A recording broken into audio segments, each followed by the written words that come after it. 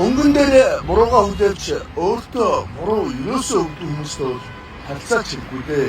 Ер нь тэгээд чамаа гэсэн сэтгэлтэй хүн бол цаанаа нэг өөр байдаг байхгүй үйлдэл нь.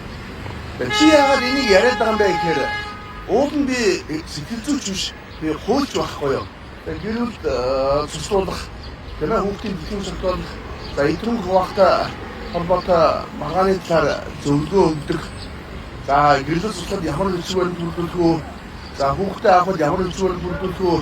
Эдгэрнгөө хэрхэн хуваах вэ гэх мэт асуудал уулна одоо зөвлөгөө өгөх байхгүй. Гэтэл уцаар зөвлөгөө авч байгаа за ирж байгаа улсуудад бас нэлээд хэсэг нь энэ асуудлаар биш. Би ерөөсөө салхан буюу яав дээрвэ? Би нэг ийм байдалд орчихсон гэсэн ийм асуугаад байгаа учраас одоо өөрийнхөө одоо үзэл бодлыг ингээд хэлчихлээ. Тэгэхгүй маш олон улсууд бас чатаар асуух юм аа. Тэгээд тэр бүхэнд нь бас хариулах боломжгүй байна.